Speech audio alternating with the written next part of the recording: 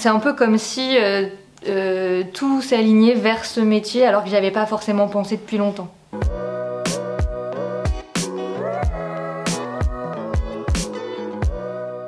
J'ai fait une école de commerce et j'ai travaillé 7 ans dans plutôt l'univers des startups où j'étais dans le développement de la relation client, de la relation commerciale, dans l'univers de la santé. A priori, pas trop de lien avec le métier de professeur des écoles. J'ai travaillé d'abord à l'étranger et ensuite à Paris dans des startups, la dernière en date, Alan. J'étais très épanouie dans ce type de fonction jusqu'au moment où j'ai commencé à avoir un peu un sentiment de lassitude et surtout à pas réussir à me projeter sur l'avenir. J'avais vraiment, on va dire, toutes les conditions de travail, les missions, etc. qui étaient très plaisantes. Pour autant, il y a un moment où c'était difficile pour moi de me lever le matin en me disant j'ai beaucoup d'énergie pour aller faire ce travail. Et voilà, c'est là qu'a commencé un peu mon chemin vers la reconversion. Ça a été assez long, je pense que ça a pris un peu plus d'1 an. Au début, je me disais bon, il faut juste que je change de métier parce que j'aime bien tenter de nouvelles missions, etc. Donc j'ai essayé de changer de rôle dans mon entreprise. Ça n'a pas suffi, ensuite j'ai commencé à essayer de changer de métier dans mon entreprise. J'ai été beaucoup accompagnée par les équipes d'Alan justement pour entamer des réflexions sur voilà, qu'est-ce que j'ai vraiment envie de faire, qu'est-ce qui me motive, etc. Et puis finalement, il n'y avait rien qui venait de manière évidente. Là on m'a proposé de suivre un bilan de compétences avec Chance, ce que j'ai accepté. Et donc ça a été tout un travail personnel d'introspection sur tout ça qui a pris quand même beaucoup de temps. Et ensuite des séances avec une coach. Et à la base, j'avais vraiment pas pour objectif de changer de métier, j'avais plutôt pour objectif de réaligner ce que je faisais au quotidien. Et finalement, petit à petit, en ouvrant des portes, on se rend compte que le changement, il a peut-être besoin d'être un peu plus important. C'est un peu comme si tout s'alignait vers ce métier alors que j'y avais pas forcément pensé depuis longtemps.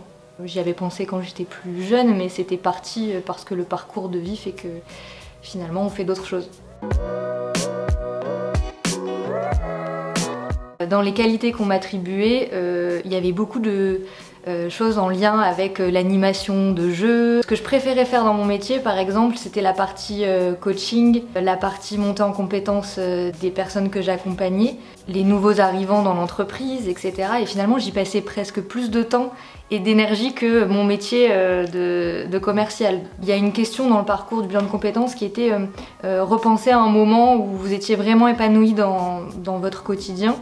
Et là, c'est revenu sur quand j'étais plus jeune, je faisais de l'animation de colo. Et en fait, je me disais, ah, mais ça, j'adorais quoi. C'était ce contact avec les jeunes, des sensations que j'avais adoré avoir. J'ai commencé à repenser à ce type en tout cas de public, à me dire peut-être que je pourrais aller me tourner plutôt vers les jeunes. Puis je me suis plutôt orientée sur une piste de coach, de facilitatrice.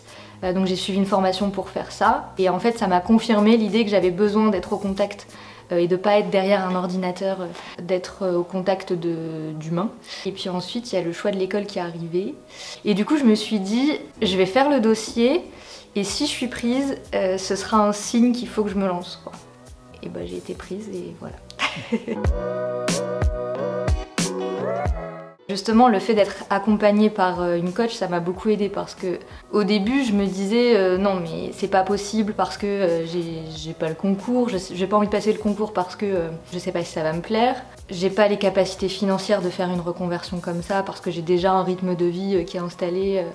Voilà, le côté financier fait peur. Et si ça me plaît pas, et si je veux revenir à ce type de métier alors que j'ai déménagé, je vis à Marseille, retrouver une boîte, toutes ces choses-là qui entraient en compte. On m'a aidé à prendre les choses une par une. Ok, t'as peur du côté financier, bon fais vraiment une analyse de quel serait ton salaire, quelles seraient tes dépenses, et puis si c'est faisable, on continue, on passe au volet familial, ok, il faut que tu discutes avec la famille, etc.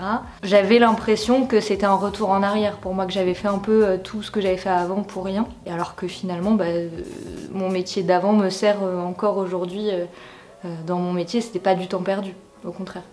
Enfin moi je me dis encore même aujourd'hui, si demain j'ai envie d'arrêter, j'ai toujours les compétences que j'avais avant et j'en ai encore en plus, donc je serai pas perdue dans la nature, quoi. Et rien que pendant la journée de sélection, je me souviens avoir beaucoup parlé avec Sophie qui avait les mêmes peurs que moi et en fait finalement c'est sûr que de parler avec une personne qui vit les mêmes choses plutôt que d'en parler avec mes amis qui sont pas du tout dans ce process, bah, ça fait beaucoup plus de sens parce que au lieu d'avoir des freins, je vais avoir des solutions.